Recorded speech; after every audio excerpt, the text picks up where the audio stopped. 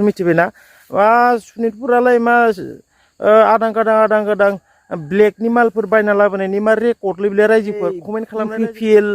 सरकारनि कीवर्ड्सआ मा मिथिबायना रायजोफोर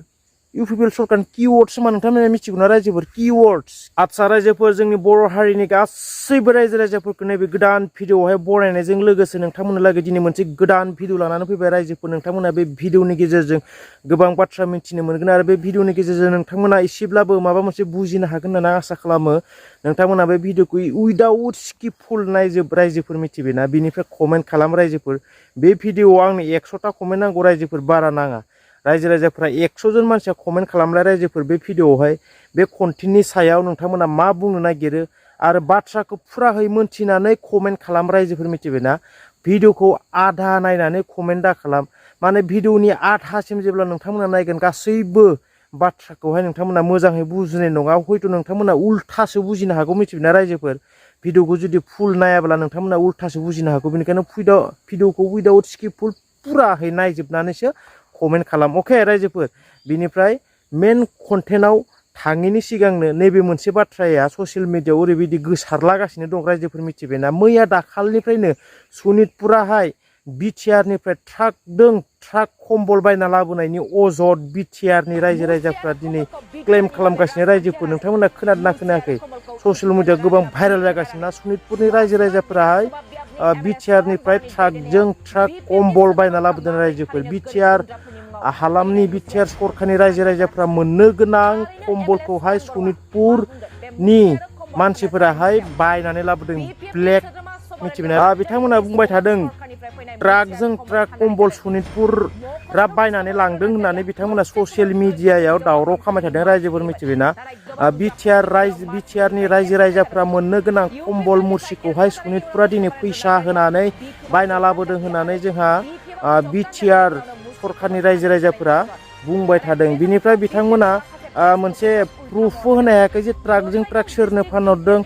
बबे जायगायाव फानहरदों सनितपुरनि बबे माबायाव ओनसोलाव फानहरदों सोर मानसिनो फानहरदों बिनि प्रुफ बिथांमोना होआखै आं सानदों बिनि प्रुफखौबो होबोला क्लियार जागौ मोजां जागौ होननानै सानो नङा होमबा रायजोफोर बिनिफ्राय बिथांमोननि एरियायावनो बिथांमोननि ओनसोलावनो साइकेलजों फाननाय प्रुफफोरखौ बिथांमोना होदों खिन्थु ट्राक फानहरनाय प्रुफखौ बिथांमोना दिनैसिम होनो हायाखै आरो मानो होआखै बिनिबो आं माबाखौ नागिरदों आरोना खारनखौ नागिरदों रायजोफोर हायोब्ला ट्राक जाय मानसिया बायनानै लाबोदों जायफोरा बायनानै लाबोदों बिनि प्रुफखौबो होमबानिया स्रा जागोन क्लियार जागोन बेनिफ्राय बेखिनियावनो मोनसे लाजिनांथाव बाथ्राया बेनो रायजोफोर नङा होमबा बिटिआरनिफ्राय सनितपुराव हायोबा ओरैनो दानसो हरनांगौ बे गोजां बोथोर हायदों मुरसि आरो कम्बलफोरखौहाय फ्रिसो हरनांगौ मानो फैसा लानानै हरदों दिनै बिटिआर सरकारनिफ्राय सनितपुरनि रायजो राजाफोरा मा मोनदों नङा होमबा रायजोफोर हायोब्ला बिटिआर सरकारा सनितपुरनि बर' रायजो राजाफोरनो बै कम्बलफोरखौ दानहर गोबां दुखियाफोर दोङो गैजा रोङैफोर दोङो गोबां गांसे मुस्रि बायना लानो हायि गांसे कम्बल बायना लानो हायि मानसिफोर दोङो बिसोरनो राननानै हर नाम जागोन बिटिआर सरकारा नङा होमबा रायजोफोर बेनो ओरै स्क्रिनाव होनाय सानै मानसि ओरैबायदि बुरबक बिथांमोन सानैया मिथिबायना UPPL जानानै गोबां प्रेस मिट होबाय थायो बिथांमोन सानैया खिन्थु सौग्रोयो मिथिबायना ओरैबायदि सौग्रोयो ओरैबायदि जाम्बा बिथांमोना प्रेस मिटबो होनो रोङा बिथांमोना मिथिबायना रायजोफोर आं स्क्रिनाव होनाय बे सानैया जिंगाबिलनिनो बिथांमोनाहाय दसेबा जायो बे मुरसि आरो कम्बलफोरा जोंनि आखाइनिमोन बेफोरो बिदि जायो आरो दसेबा बे कम्बल आरो मुरसिफोरा जोंनि नङा बेयो जोंनिफ्राय नङा बे कम्बल आरो मुरसिफोरा जोंनि नङा बे होनना बुङो मा उल्थां फाल्थां नोंथांमोना निउसखौ नायलाय रायजोफोर आं डिसक्रिपसनावबो लिंक होनो हागोन बे बड'लेण्ड बुब्लि निउस पर्टेलाव थांनानै नोंथांमोना चेनेलखौ नायहैथां माबायदि माबा होयो बिथांमोना प्रेस मिट होयो दसेबा मुरसि आरो कम्बला जोंनि नङा दसेबा मुरसि आरो कम्बला जोंनिनोमोन आरे भाइफोर माबायाथ' गभर्नमेन्टआथ' नोंसोरनि ना UPPL सरकारनि ना होमबा नोंसोर थासान्दि बोरैहायथो बिदि 2 नम्बरि जाख्ल'नाय खामानिफोरखौ मावनो हाखोब्रा नोंथांमोना मोजाङै माबा खालामबानो जाबायना दा बिथांमोनाहाय माने BPF पार्टिखौहाय माबा खालामनानै BPF पार्टिखौहाय बिथांमोना दाय जाबसिननो थाखाय भिडिअ खालामनानै माबा खालामदोंमोन दा उल्थासो जाहैबाय दा BPFना दा उल्थासो खालामना होबाय UPPLआ कमल आरो मुरसि फाननानै हमजाबाय होननानै उल्थासो दा निउसाव गोसारबाय नङा होमबा रायजोफोर थारमाने बेफोर गासैबो मानो जादों अभार स्मार्ट खालामनो नागिरो बिथांमोना मिथिबायना रोङा बिथांमोना माबायदि प्लेसमेन्ट होनांगौ मिथिबायना रायजोफोर दायो उल्थासो जाहैबाय इउपिपिएल सरकारानो दङ सरकारा सोरनि इउपिपिएलनि नङा होमबा रायजोफोर बिथांमोननि सरकार थानाय समायावहाय जाख्ल'नाय गैयि सरकार थानाय समाव बोरैहाय जाख्ल'नो मोनखो बैसोरो बिपिएफनि बा बिपिएफनि आखायाव बोरै थांनो मोनखो मुर्शि आरो कम्बला बे मोनसे गिदिर कुइसन बे मोनसे बेलायाव लाजिनाय मोनदों आङो मिथिबायना बेनिखायनो खुरांखौ बारे बारे बुंदोंलै आं रायजोफोर मिथिबायना सुनितपुरालाय मा आदां गादां ब्लेकनि मालफोर बायना लाबोनायनि मा रेकर्डलै बिलाय रायजोफोर कमेन्ट खालामनाय रायजोफोर नोंथांमोना बेनिफ्राय बे मोनसे बाथ्राखौ बेयावनो दोनथ'बायलै रायजोफोर दा गुबुन मोनसे बाथ्रा जोंहा फेरेंगा सारमोन बेनिफ्राय जोंनि बर' हारिनि पलिटिकेल लिडारफोरा आजिखालि खुरां बाथ्रा बुंनो रोंला नामाब्रा बिसोरनि इउपिपिएल पार्टिनि लिडारफोराहाय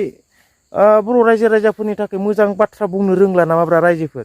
नोंथांमोननि क्लिप देखायगासिनो दं आं र' दै रायजोफोर मिथिबायना बेनिफ्राय मोनसे बाथ्रा बुंग्रोनि आङो इउपिपिएल सरकारनि किवर्ड्सआ मा मिथिबायना रायजोफोर इउपिपिएल सरकारनि किवर्ड्स मा नोंथांमोना मिथिगौना रायजोफोर किवर्ड्स साबि माने साबि मिथिबायना मेन सोदोबा मा मिथिबायना मेन बाथ्रा मेन वर्ड्सआ मा किवर्ड्सआ आं बुंनो हानि खोनासं रायजोफोर 17 बोसोर मिथिबाय इउपिपिएल सरकारनि किवर्ड्सआ 17 बोसोर बे बाथ्राखौ बुङाब्ला बिसोरा जाया आरो बे 17 बोसोरखौ लानानैनो बिथांमोना पलिटिकेल खामाय थादों मिथिबायना रायजोफोर 17 बोसोर हाग्रामाया नैबे मोनसे बाथ्राखौ बुङाबा बिसोरनि गोसोआ गोजोना मिथिबायना रायजोफोर आं नोंथांमोननो मोनसे क्लिप देखायग्रोनि बेखौ नायना लाग्रो दै नैबे आं सिखारना हरदों खोनासंदो मोजाङै रायजोफोर मिथिबायना बे समाव जोङो ससियेल मिडियायाव नुनो मोनदों माखासे जायगाफोराव दासिमबो हानि पाट्टाखौ मोनाखै बेनि सायाव नोंथाङा बे कुइसनखौ हाग्रामानावसो सोंनांगौ मिथिबाय हाग्रामाया 17 बोसोर बे बियाबनि सासे दैदेनगिरि जानानै बर' हारिखौ जे आथिं सिङाव आफाखि सिङाव गाग्लिनानै दोनदोंमोन दिनै जोंनि समावहाय मानगिरि प्रमद खोनाबाय नङा होमबा जोंहा फेरेंगा साराहाय मा बुंदों आरे भाई इलेक्शननि सिगां मा बाथ्रा बुङामोन इउपिपिएल सरकारा गासिबो मिथिगौ आं क्लिपफोरखौ होबाय थाला भिडिअ क्लिपफोरखौ होबाला एसे प्रब्लेम फैबाय थादों आंहा चेनेलावहाय मिथिबायना रायजोफोर इलेक्शननि सिगांहाय बिथांमोना बुंदोंमोन 17 बोसोर हाग्रामाया ओरैबायदि दुर्नीति जाख्ल'नाय सरकार खालामबोबाय जाख्ल'बोबाय ओरैबायदि गाज्रियै रायजो राजाफोरखौ दैदेनबोबाय दा जोङो परिबर्तन जानांसिगौ जोङो सोलायनांसिगौ जोङो हाग्रामा सरकारखौ आउट खालामनानै जोङो मोजां सरकार दानांसिगौ जों जाख्ल'नाय गैयै सरकार दानांसिगौ रायजो राजानि थाखाय मोजां खामानि जों मावनांसिगौ रायजो राजानि उन्नतिनि थाखाय जों मोजां खामानि मावनांसिगौ न'खर डेभेलपमेन्टनि थाखाय जों मोजां खामानि मावनांसिगौ दिनै 17 बोसोराव हाग्रामा महिलारिया जेबो मोनसे लामानि खामानि मावासै दालांनि खामानि मावासै डेभेलपमेन्टनि खामानि मावासै बे खामानिफोरखौ जोङो सरकाराव फैयोब्ला जोंनि आखायाव पावारा फैयोब्ला बे गासैखौबो जों मावजोबगोन होनना नोंथांमोनाथ' बुंना लानायमोन ना नंगौना नङा नोंथांमोनाथ' बे बाथ्राखौ बुंना लानायमोन रायजोनो नोंथांमोना एसुरेन्स होनानै बे बाथ्राजोंथ' नोंथांमोना इलेक्सनाव जिथिदों नोंथांमोना पावाराव फैदों बे बाथ्राखौ बुंनानैथ' दिनै अभियासलि रायजो राजाफ्रा नोंथांमोना कुइसन खालामखागोन नोंथांमोना बुंदों जों हानि पाट्टा राननानै होगोन दिनै 17 बोसोराव हाग्रामा महिलारिया हानि पाट्टा रानना होनो हायाखै नाथाय जोङो बोसोरसेयावनो 6 मासावनो जोङो हानि पाट्टा राननानै होगोन बे बाथ्राफोरखौथ' नोंसोर इलेक्सननि सिगांनो बुंना गोदो नङा होमबा रायजोफोर दा आरो पाब्लिकआ मिडियाया जुदि सोङोब्ला नोंथांमोना मा प्रश्न होयो नोंथांमोना देथलाहैसो बुङो मिथिबायना हाग्रामाया 17 बोसोराव मा मावनानै थाखो नङा आरो इलेक्सननि सिगांबो बिथांमोना देरहायैनि सिगांबो देरहानो थाखाय मा बाथ्रा बुङामोन दाखालि पटबरजरियाव आलफ्रेड सारमोनाहाय थांनानै ब्लक खालामहैबाय बिथांमोननि गोग्लैसोना थानाय एरियाखौहाय भिडिअ खालामहैबाय बेयाव फेरेंगा सारा मा बुंखो हाग्रामा सरकारा 17 बोसोर मा मावना थानाय बे पर्बतजराखौ डेभेलपमेन्ट खालामनो बिदिसो बुंबाय खिन्थु इलेक्सननि सिगां मा बुङामोन आरो नोंसोरो हाग्रामा सरकारा 17 बोसोर दुर्नीति खालामबोबाय जाख्ल'नाय सरकार जाबोबाय बेफोरखौ फोसाबनोथ' नोंसोरखौ रायजो राजाफोरा पावाराव लाबोदों दा नङा होमबा रायजोफोर बिसोरखौ बेबायदि रायजोनि थाखाय मोजां खामानि मावनोथ' पावाराव लाबोदों आरो दा देरहाग'नानै बिथांमोना मा बुङो हाग्रामा सरकारखौ मानो बुङासै हाग्रामा सरकारानो 17 बोसोराव मावनो हायासै जोंलाय मानो मावनो बिसोरबो मावाखै हाग्रामा सरकारा मावाखै जोंलाय मानो मावनो दालाय